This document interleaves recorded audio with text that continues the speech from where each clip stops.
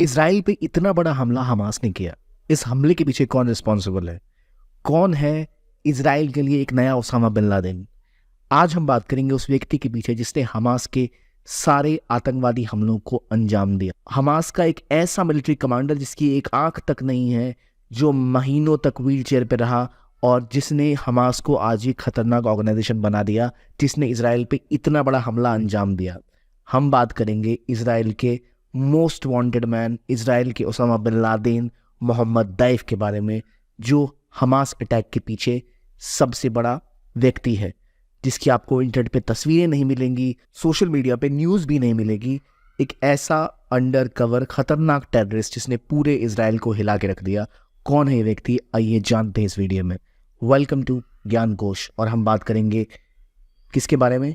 तो गेस्ट के बारे में। गेस्ट क्यों? क्योंकि इस व्यक्ति का नाम है मोहम्मद दैफ और दैफ का मतलब होता है गेस्ट। गेस्ट इसलिए क्योंकि ये एक रिफ्यूजी है जो गाज़ा में आया और उसने उसके बाद हमास ज्वाइन की और हमास के सबसे खतरनाक अटैक्स को अंजाम दिया। ये है मोहम्मद दायद इब्राहिम अल-मसरी, जिसका नाम बाद में पड़ गया मोहम्मद दैफ, क्योंकि इसने इतने बड़े बड़े कारनामे किए, और या कहें बुरे कारनामे, जिसमें हज़ारों लोगों की जानें गई। तो कौन है मोहम्मद दैफ? क्या है इसकी कहानी? आइए जानते हैं। सबसे पहले ये दैफ, जिसका नाम पहले मोहम्मद दैफ इब्राहिम अल-मसरी था, ये पैदा कहाँ हुआ? ये पैदा हुआ गाज़ा में।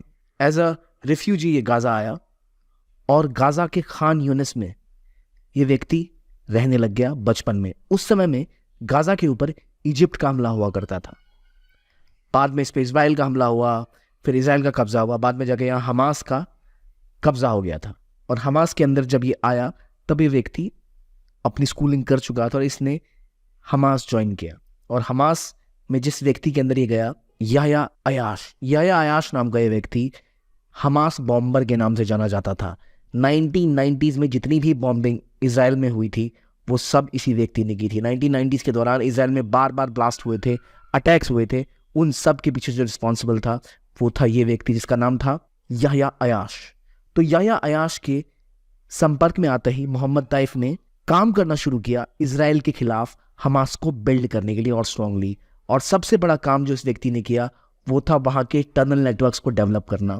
इजराइल पे हमला करने के लिए गाज़ा के पास से सबसे बड़ी दिक्कत ये आती थी कि इजराइल में आप घुसा कैसे जाए, क्योंकि इजराइल के पास एक बहुत स्ट्रांग नेटवर्क है आर्मी का, डिफेंस फोर्सेस का। तो जो भी हमास के टेररिस्ट होते हैं वो सब हथियार लाते हैं इजिप्ट से। तो मान लो अगर ये आपको ज़मीन दिख रही है तो इजिप्ट के रास्ते वो एक टनल बनाते हैं और उस टनल के रास्ते पार करते हुए यहाँ इजराइल के डिफेंस पोस्ट को क्रॉस करते हुए दीवारों के अंदर से ही सीधा सीधा कहाँ पहुँचते हैं? तो वो पहुँचते हैं गाज़ा के अंदर और वहाँ अपने हथियारों से लैस चीज़ों को तैयार कर कर अटैक की तैयारी करते हैं इजराइल के ऊपर। ये व्यक्ति जब बचपन में बड़ा हो रहा था तब भी ये वहाँ पर था जहाँ के सेटलमेंट से अक्सर रेड हुआ करती थी इजराइल के सेटलमेंट्स के ऊपर। यानी अगर मैं आपको मैप के थ्रू दिखाऊं तो ये व्यक्ति यहाँ रहा करता था और यहाँ से ही बार बार उस समय रेड हुआ करती थी इजराइल के ऊपर, जब इजराइल की एयरफोर्स, आर्मी या नेवी भी उतनी स्ट्रांग नहीं थी।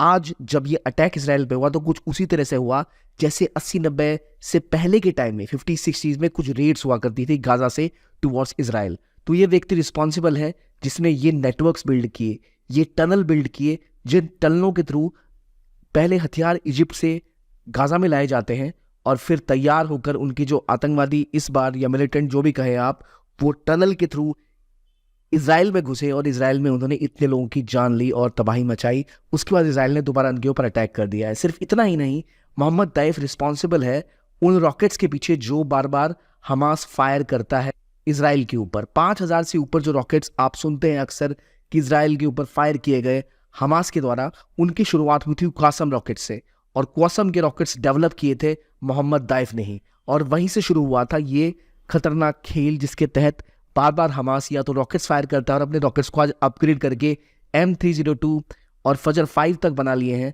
जो बहुत खतरनाक रॉकेट्स हैं।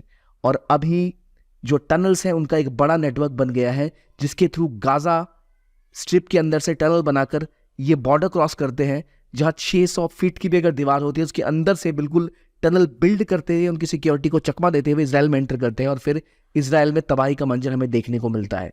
ये सब किया इस व्यक्ति ने और इसके पीछे अभी तक कम से कम 20 से ज़्यादा बार मोसाद जो वहाँ की खतरनाक खुफिया एजेंसी है उसने अटैक किए, लेकिन कोई भी नतीजा नहीं निकला। तो मोहम्मद दैफ ने अभी तक पूरी जिंदगी में केवल 3 ही पब्लिक स्टेटमेंट दी हैं। अब जब इनकर्जन हुआ तो उसने दोबारा बोला कि ये तो कदम है और हम पूरे के पूरे इजराइल पर कब्जा करके रहेंगे। मोहम्मद दैफ का और इसकी पूरी ऑर्गेनाइजेशन का मिशन यही रहा है कि पूरे के पूरे इजराइल पर कब्जा करना। और ये पूरी कहानी जो अभी तक ख़त्म नहीं हुई है, ये ब्लड बाथ जो इजराइल फ़लस्तीन के बीच में चल रही है, ये शायद तभी ख़त्म होगी जब यहाँ पे कोई 2 स्टेट सॉल्यूशन या कोई नतीजा निकला जाए। तत्काल तो ये हो रहा है कि इस व्यक्ति की तलाश मोसाद, इजरायली डिफेंस फोर्सेस और पूरा का पूरा इजराइल और यहाँ तक कि वेस्टर्न जो स्पाई नेटवर्क है वो कर रहा है, लेकिन ये किसी की पकड़ में नहीं आ रहा है। कई बार इन पे इस व्यक्ति पे अटैक किए गए जिसमें इसकी आंखें चली गई, ये व्हीलचेयर बाउंड हो गया, लेकिन फिर भी ये पकड़ में नहीं आया। और अभी जो खतरनाक अटैक हुए हैं इसके बाद तो ये भी कहा जाता है कि शायद इसके पास 9 जिंदगियां हैं, क्योंकि बार बार ये बच निकलता है बहुत सारे हमलों के बीच से। तो ये अभी वर्तमान में दुनिया का सबसे खतरनाक टेररिस्ट है मोहम्मद दैफ या मोहम्मद दाइब इब्राहिम अल मसीरी। तो ये था वीडियो इस व्यक्ति के बारे में जिसने इस मास्टरमाइंड किया इस पूरे अटैक को। देखने के लिए बहुत बहुत धन्यवाद। कीप ऑन वॉचिंग ज्ञान कोश।